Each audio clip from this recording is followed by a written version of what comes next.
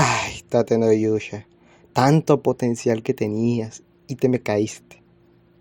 Anteriormente había hablado de lo mucho que me gustaba Tate no Yusha en sus inicios, en el video de la historia de Naofumi, que es, pues, de 40 minutos.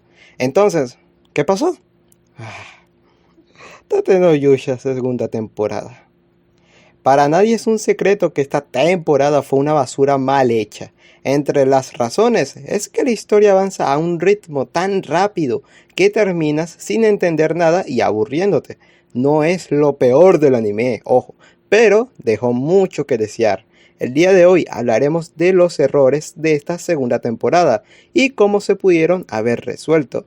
Para esto uso de base la novela ligera, pero no deja de ser un tema subjetivo, por lo que no lo consideren la verdad absoluta. Sin embargo, que el material original sea la novela ligera y no sea seguido, sí es un tema para hablar, y este problema se llevaba viendo desde la primera temporada, pero en ese momento fue sin daño alguno. Sin más, bienvenidos y espero que lo disfruten.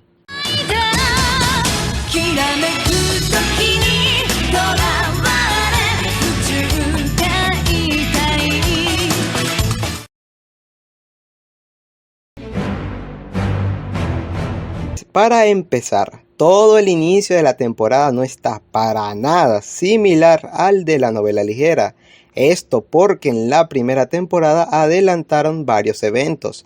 Después de conocer a Liark, Teresa y Glass, que provienen de otro mundo, Naofumi discute con los tres héroes y la reina sobre esto. La reina les informa de los héroes de las armas vasallas en esta discusión, y no en plena guerra contra la tortuga espiritual como pasó en el anime.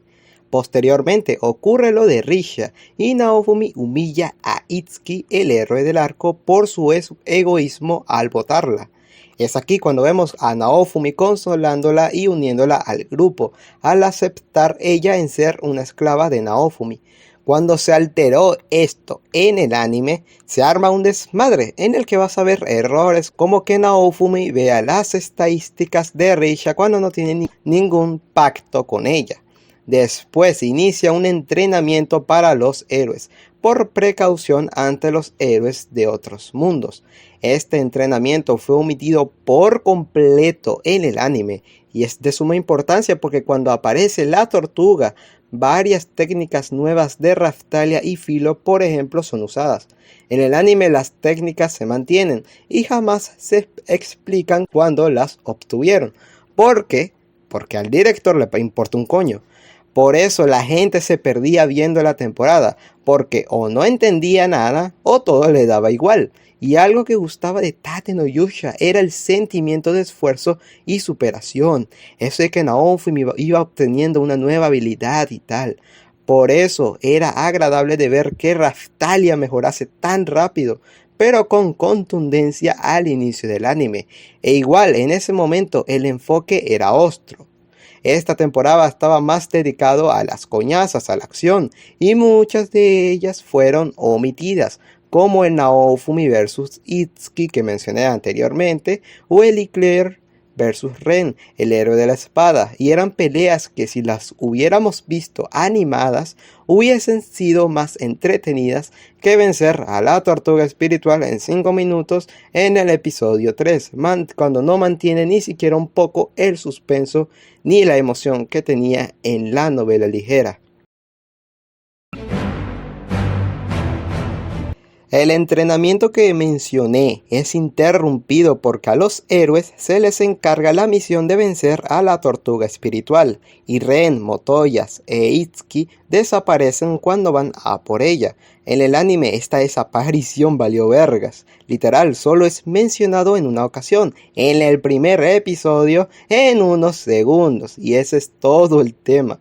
En la novela ligera es todo un misterio dónde están, incluso sigue la pregunta luego de que cortasen la cabeza a la tortuga espiritual por primera vez, que piensan que ganaron y tal, y Naofumi se embarca en una búsqueda de los tres héroes. Por eso es que piensa en revisar la tortuga espiritual. Claro que en ese entonces no se adentró en el cuerpo. Cuando Kyo revela que tiene prisionero a los tres héroes es todo un plot twist que de paso le da demasiado poder al villano y nos cuentan cómo fueron capturados, que si lo pensamos bien, fueron capturados de la manera que ellos nunca creyeron que fuese. Al héroe de la espada, por ejemplo, Ren, le matan a su equipo y él se arrecha, cosa rara porque al inicio él decía que no le gustaba el trabajo en equipo.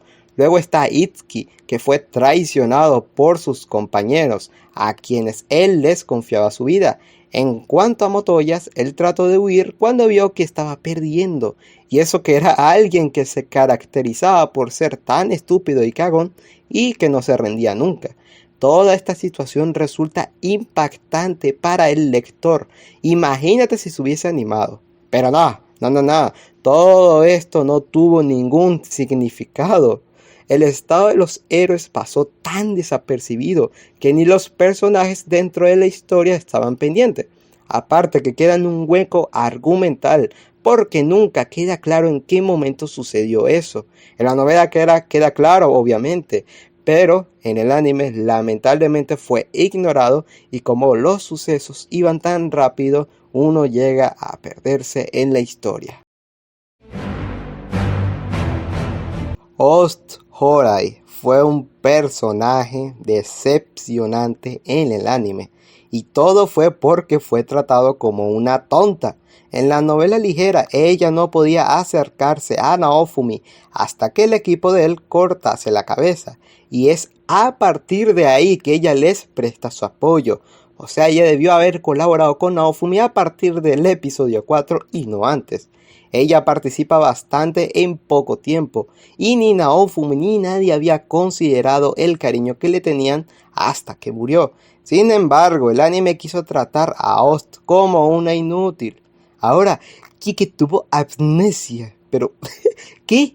De paso, colaboró con Naofumi desde el principio, desde el primer ataque de la tortuga espiritual.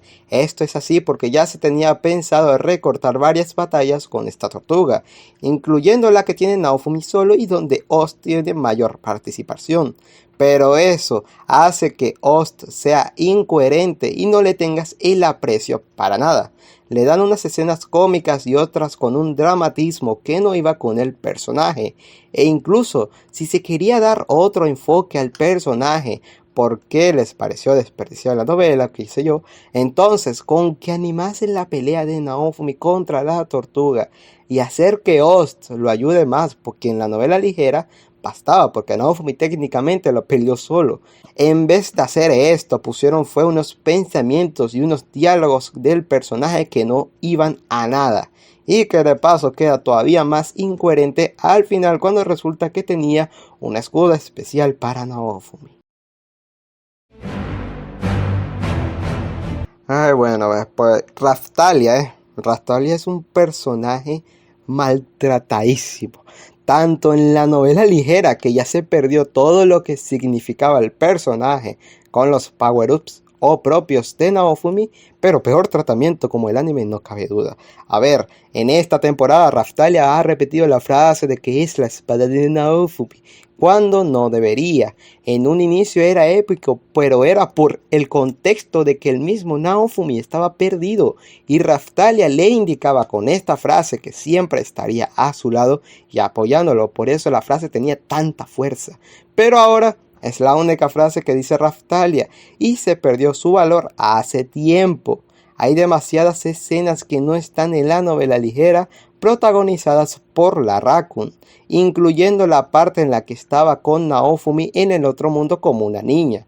Si bien en la novela se explica que en realidad Raftalia llegó al mundo como una niña, no estuvo con Naofumi sino mucho después.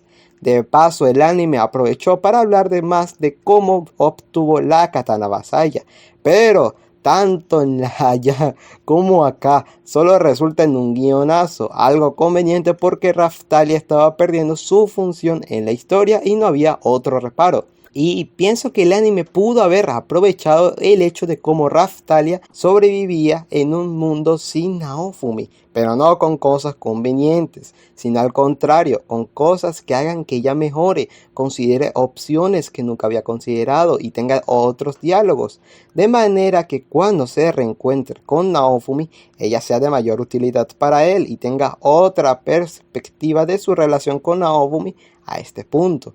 Porque en vez de simplemente ser su espada, es ser algo más, ser lo que le falta a Naofumi en la vida. Pero en vez de eso tenemos al simple Naofumi-sama o el de soy la espada de Naofumi, que al hacer que el personaje dependa de esto, pierde todo el significado y hace que se quede estancada en una idea y no se desarrolle más. En conclusión, todo lo que la segunda temporada debió hacer es ser más fiel a la novela ligera, y si iban a hacerles unos cambios, que sean para mejor o que mejoren la obra, como expliqué con Raftalia, que de verdad fue un personaje desperdiciado en todas las versiones, considerando el potencial que tenía. Pero digo ser fiel porque el sentido de este arco es que la acción era lo que llevaba a la historia. Las peleas eran entretenidas en la descripción de la novela, excepto cuando les tocaba pelear con Kyo al final, pero del resto era hasta épico. Mejorar los verdaderos elementos que hacían interesante al arco, como el misterio de dónde estaban los héroes, la desesperación que se sentía en las batallas contra la tortuga espiritual, sobre todo porque parecían eternas, y eso daba cierta intriga y suspenso. Pero en vez de eso, tenemos una temporada que hace ver a Tate no Yusha como un isekai del montón, que depende únicamente de las waifus, y a pesar de todo, falla en eso narrativamente hablando, y no la historia dramática y llena de acción que nos enamoró en el 2019.